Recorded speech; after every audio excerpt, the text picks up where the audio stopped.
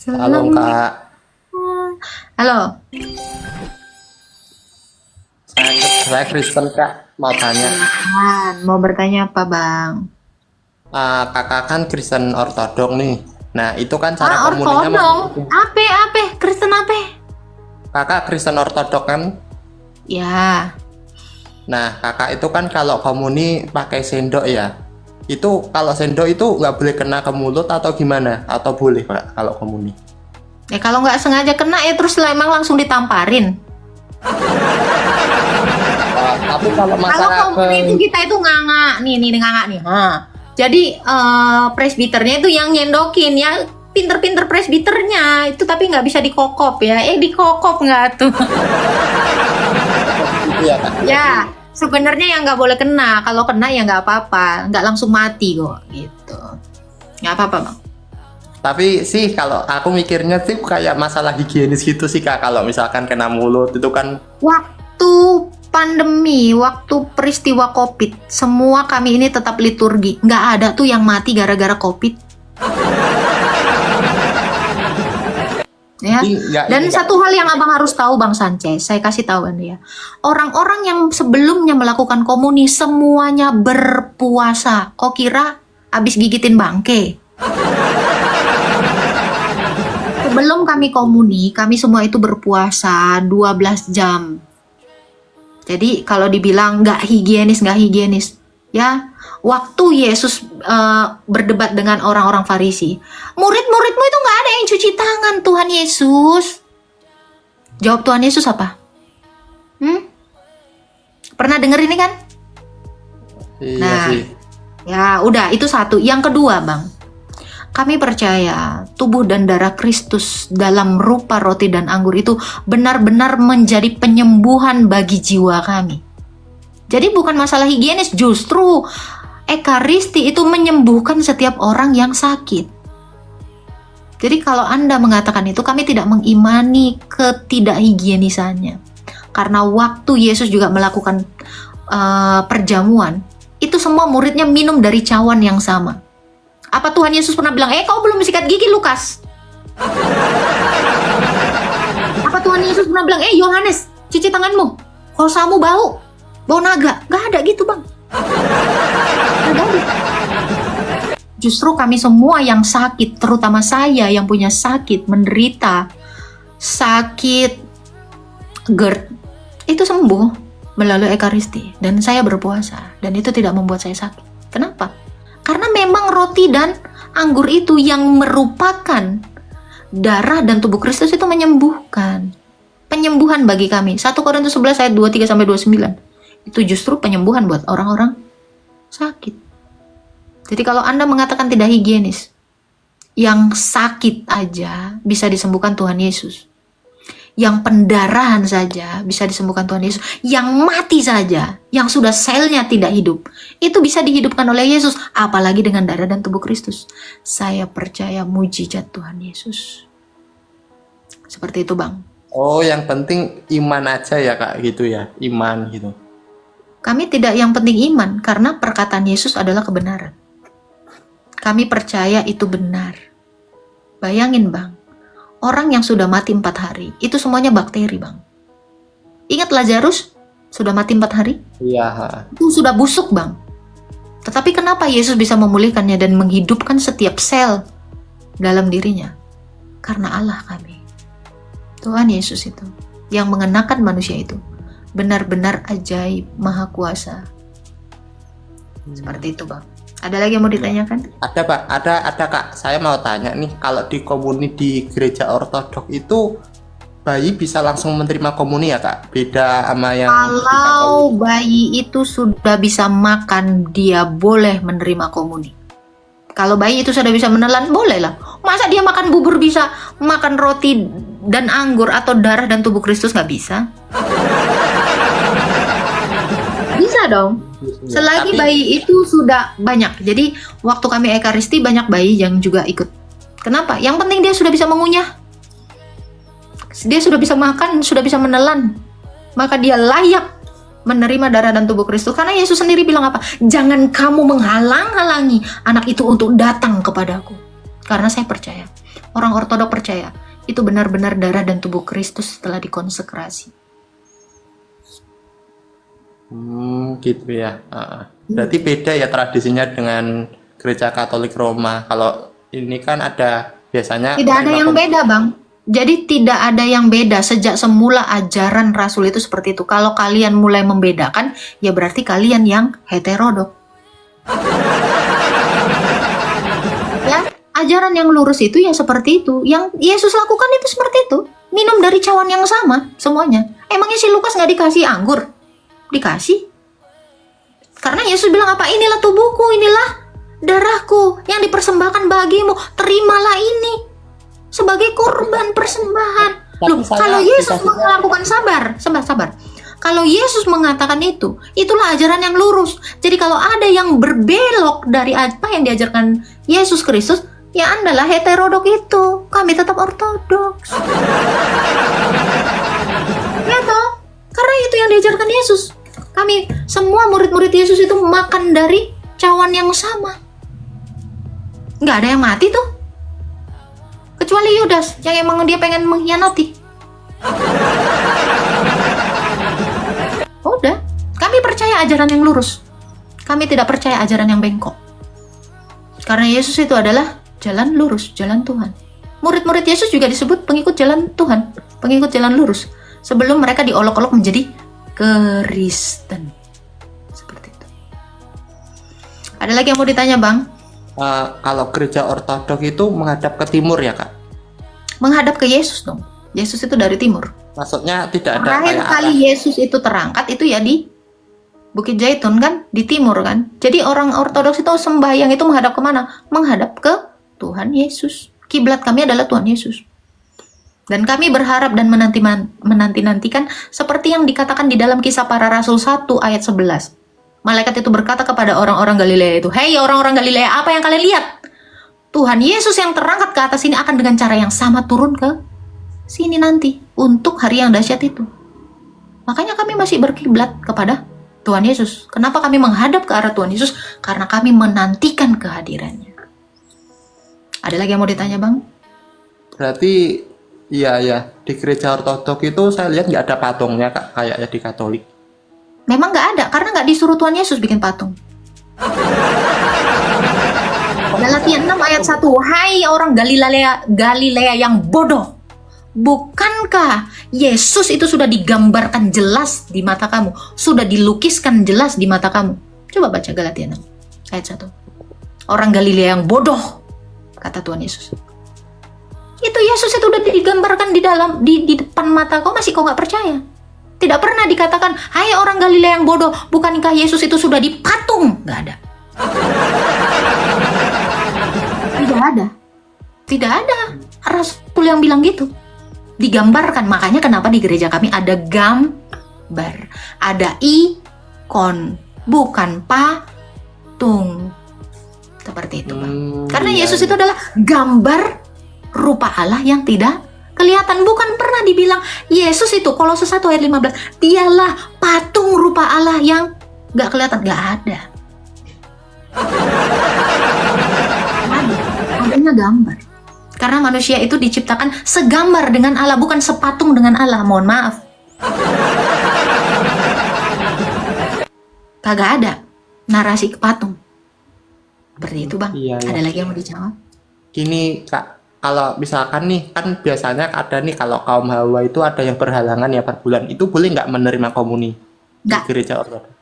Nggak boleh, karena belum tahir. Karena menyentuh benda-benda kudus. Cawan itu juga benda-benda kudus.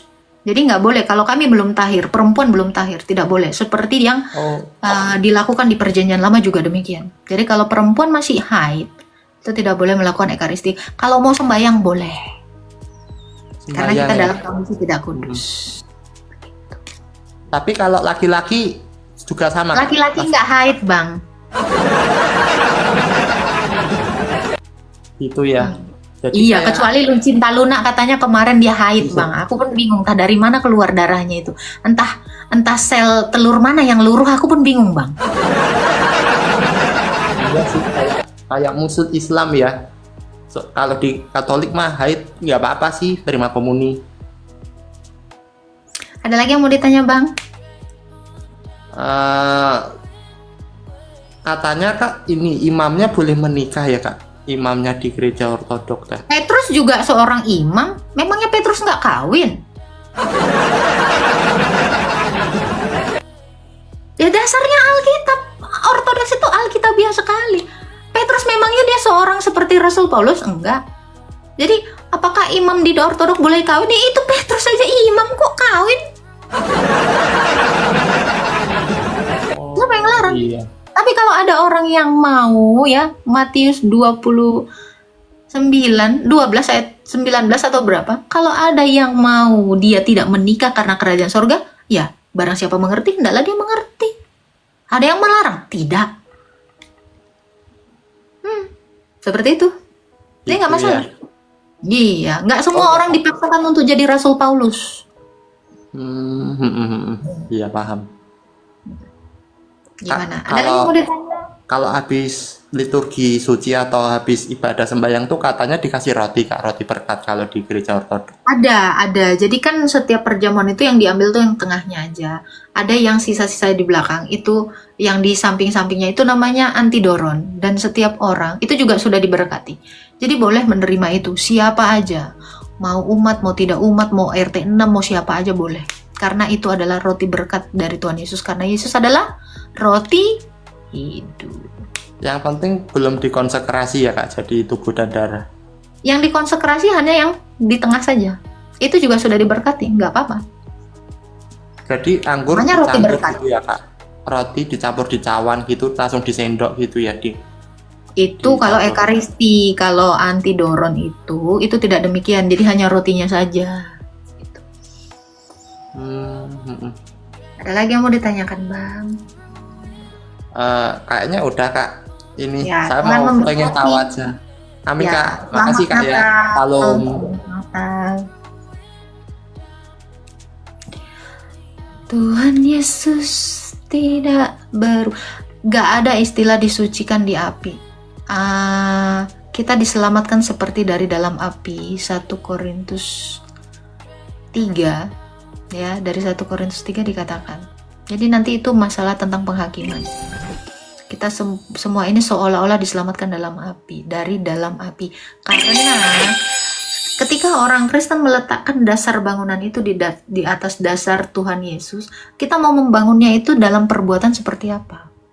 Apakah seperti emas, batu, permata, jerami, atau rumput kering? Ya, kalau setiap perbuatan kita itu seperti emas, maka kita itu akan diselamatkan seperti dalam api. Emas yang dikeluarkan dari dalam api, dia semakin dimurnikan. Permata juga demikian, perak juga demikian. Tetapi tidak sama dengan halnya kayu, jerami, atau rumput kering. Rumput kering, kayu, jerami keluar dari api itu jadi abu. Jadi setiap pekerjaan orang itu akan seperti diselamatkan dari dalam api. Gitu. Ya, kakak dari ortodok ya, ia berai. Jadi kalau ada yang bilang, Kak tidak higienis, bayangin ya, sakit kusta, orang yang sakit kusta itu bukan gak bakteri semua itu. Tapi kenapa Tuhan Yesus itu bisa menyembuhkan orang yang sakit kusta? Ya karena Tuhan Yesus itu adalah penyembuh. Gitu loh. Kiri, kenapa kamu gak bisa naik? Kok terpental? Ludah Habib higienis.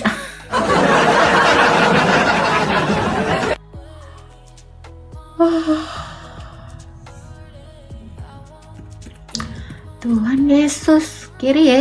Kok nggak bisa? Kiri ya? Halo?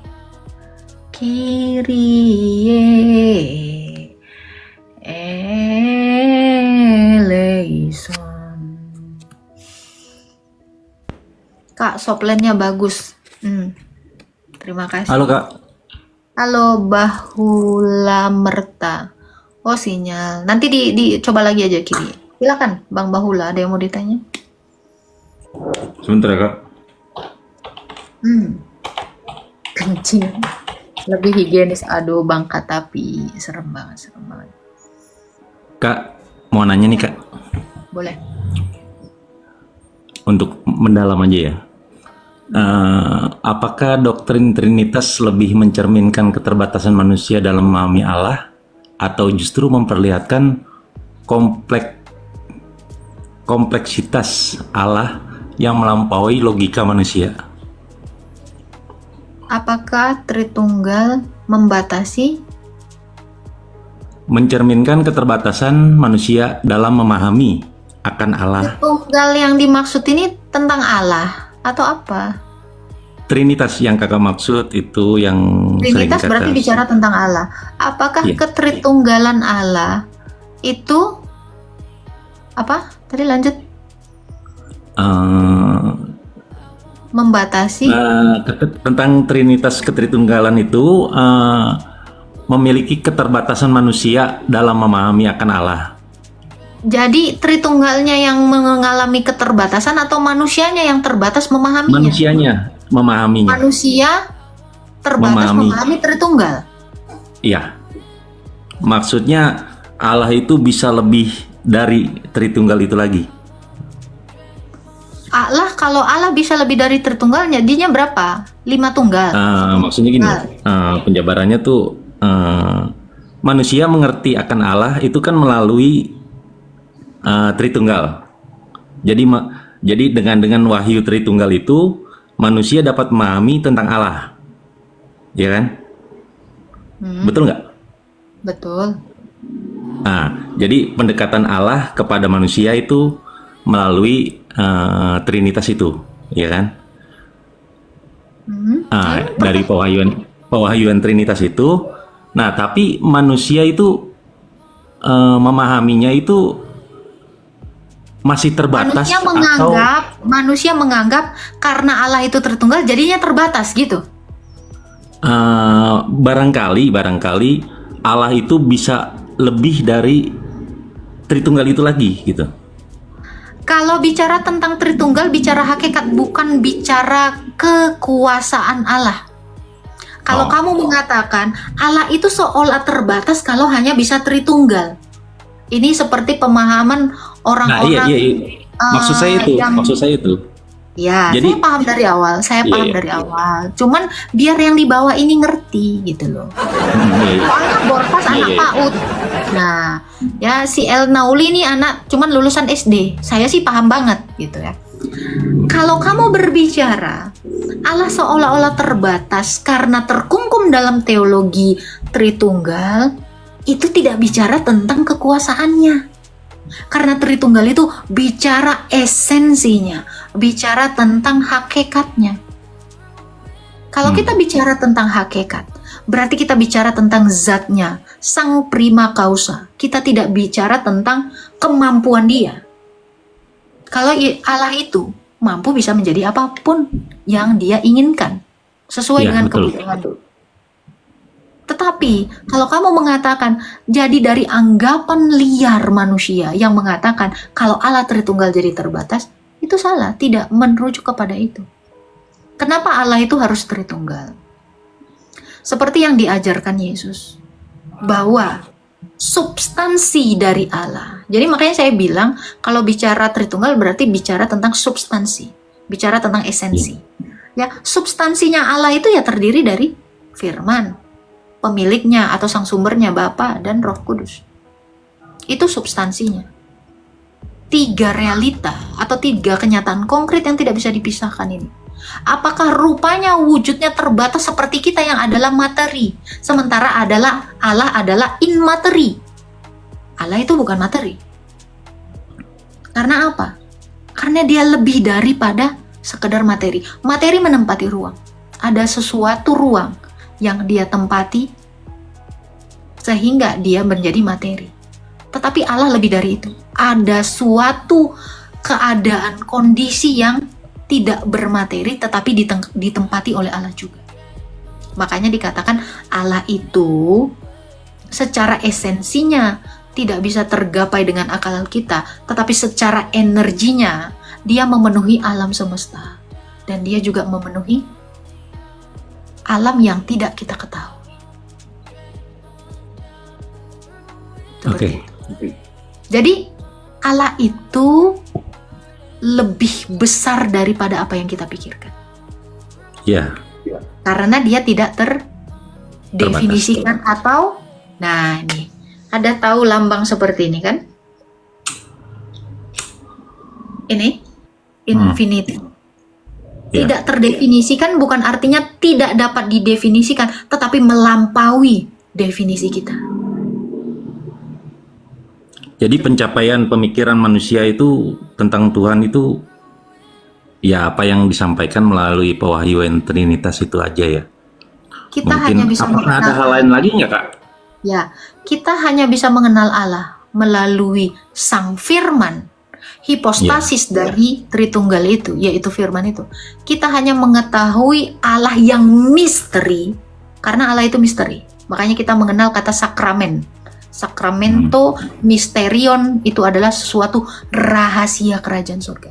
Namanya rahasia, berarti kita tidak bisa mengetahuinya secara full. Tetapi kita bisa mengetahui Allah itu sejauh yang memang Sang Firman itu ingin nyatakan kepada kita.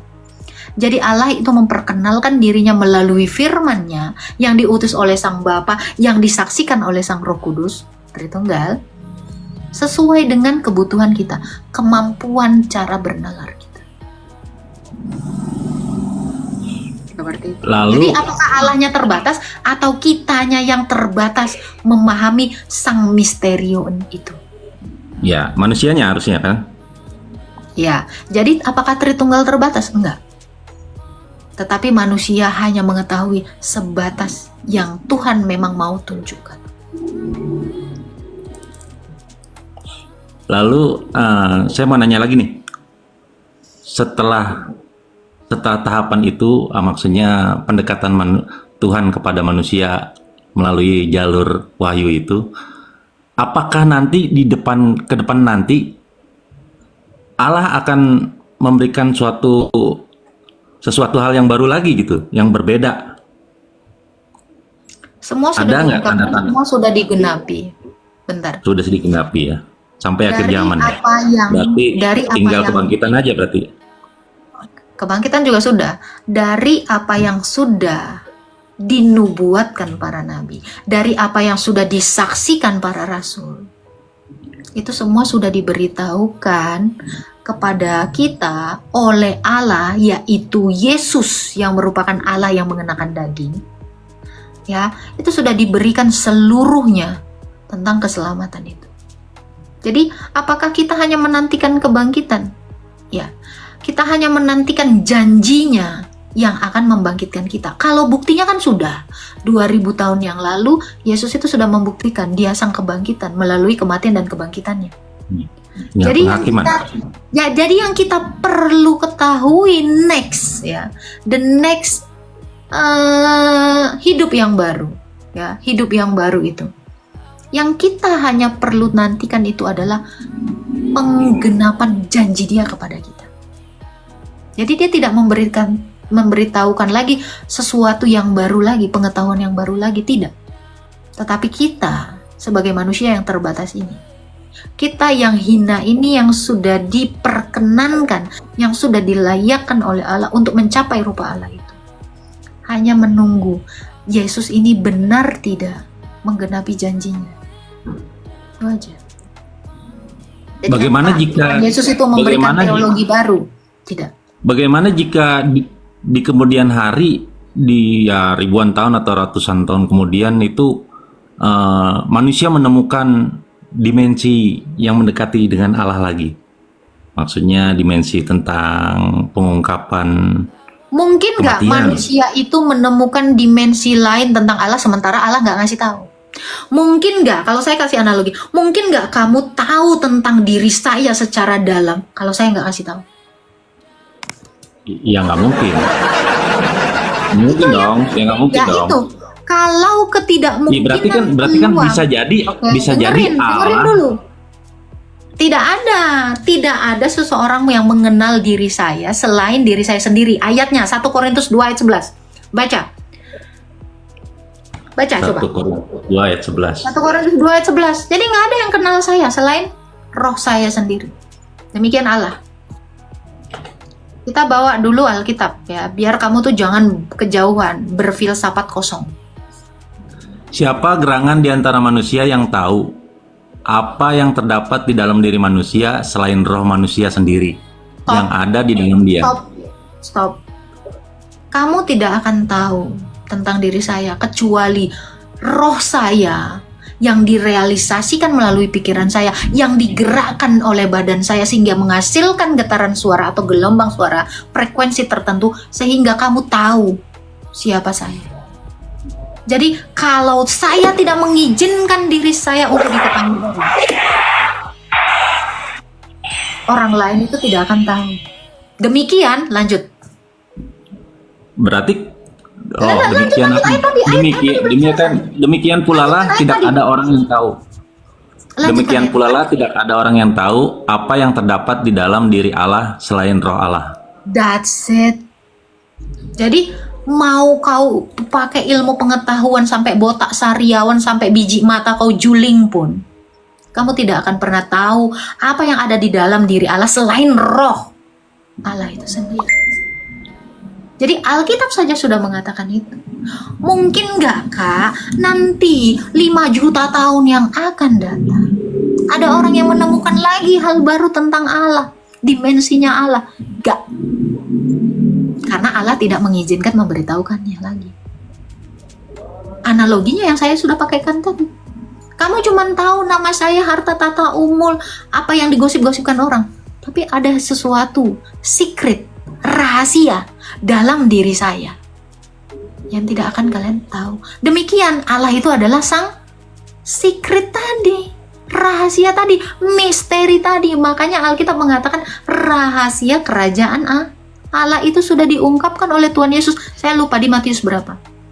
Jadi rahasia kerajaan Allah itu sudah diungkapkan atau sudah dinyatakan oleh Yesus Kristus, yang adalah firman-Nya yang mengenakan manusia.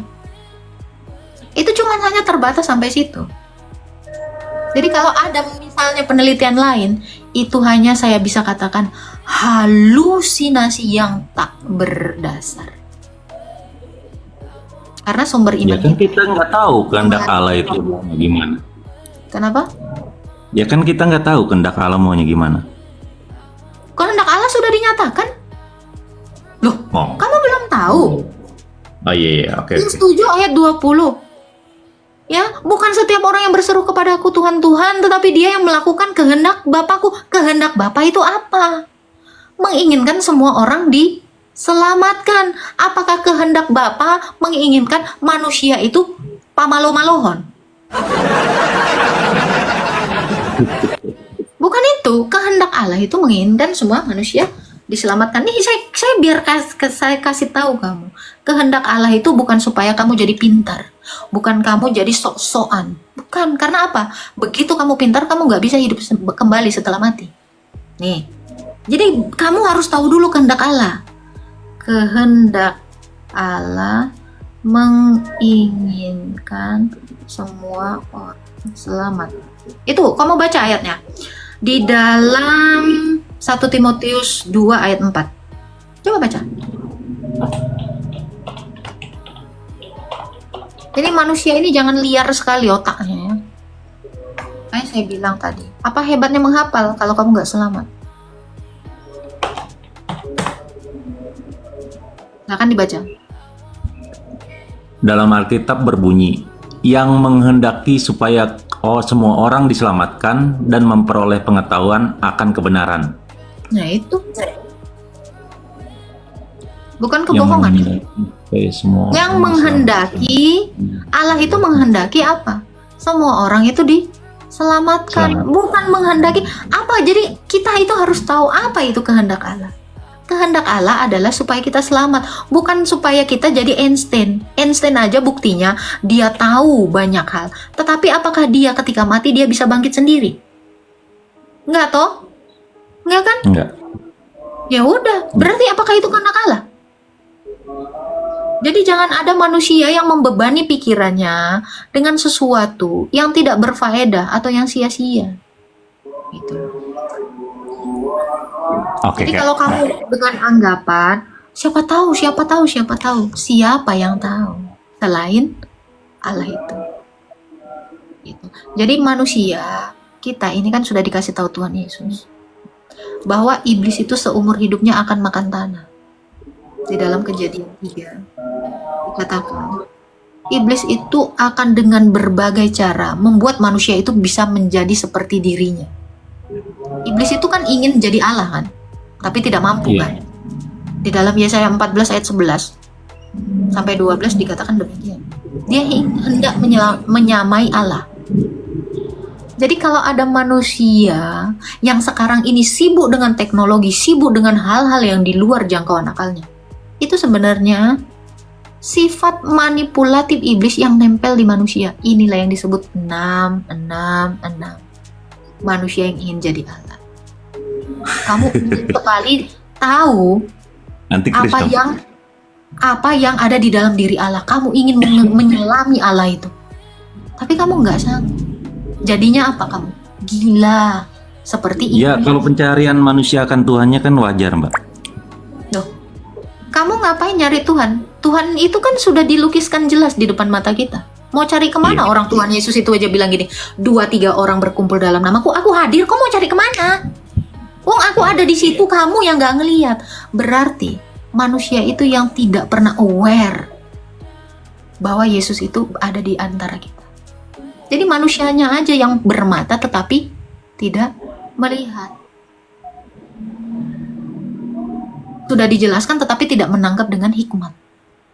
Ya, kalau menurut saya pribadi sih secara logis dan secara iman, ya yang mendekati kepada Allah itu, yang menciptakan kita, itu dari ajaran Kristen, itu betul.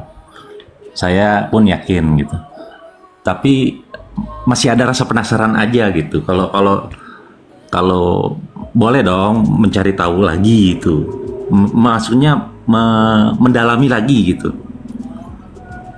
Kenapa kamu tidak mendalami kehendak Tuhan Yesus? Bahwa kamu itu tidak boleh serupa dengan dunia. Tuhan Yesus bilang itu. Kenapa kamu tidak mendalami bagaimana menjadi sama seperti Yesus? Kan kamu mau cari tahu Tuhan kan? Kenapa kamu tidak menjadi serupa dengan Yesus? Yang dia mengasihi, yang dia mengampuni, yang dia berbuat baik, yang dia tidak pernah egois, yang dia berkorban. Kenapa kamu tidak menjadi seperti Tuhan Yesus? Kalau kamu memang mau menjadi seperti Allah, jadilah seperti Yesus. Karena Yesus itu adalah Allah dalam daging. Itu sebenarnya yang diinginkan Tuhan Yesus. Kalau kamu mau menjadi rupanya Allah, kamu harus menjadi Tuhan Yesus. Karena rupanya Allah, coba baca Kolose 1 ayat 15. Kolose 1 ayat 15. Ngapain cari tahu? Langsung aja jadi dia. Ia adalah gambaran dari Allah yang tidak kelihatan, yang sulung atas semua ciptaan. Kristus adalah gambar yang nyata dari diri Allah yang tidak kelihatan. Kristus adalah anak yang sulung, lebih utama dari segala yang diciptakan. Sudah. Kristus. Kenapa kamu tidak mau menjadi seperti Yesus? Kenapa kamu cuma mau tahu Yesus? Ayolah jadi Tuhan Yesus. Salibkan kedaginganmu. Jangan gondrong doang nggak disalib. Ya, jadi kamu itu nggak usah, jadi kayak iblis aja pengen seperti Allah, tapi dia nggak mau seperti Allah yang tak berdosa. Manusia diizinkan Allah untuk menjadi seperti dirinya. Ayo, kamu harus jadi seperti Yesus. Seperti apa? Mengasihi, mengampuni, taat kepada Bapa. Itu. Amin. Ya udah, jadi aja seperti Yesus. Karena Yesus itu adalah Allah. Percaya kan Yesus adalah Allah, firman Allah yang jadi manusia? Percaya dong. Nah, kalau kamu percaya, ya udah kamu harus jadi Yesus. Biar kamu jadi Allah. Tidak usah tahu tentang Allah, tapi tidak jadi Allah. Mending jadi Allah langsung. Gimana? Ya udah, makanya dari sekarang kamu salibkan kedaginganmu, membagi kepada orang yang tidak mampu, memaafkan, mengampuni, taat. Sekarang yang saya lihat manusia nggak pernah mau jadi seperti Kristus, karena Kristus itu adalah Allah yang jadi manusia.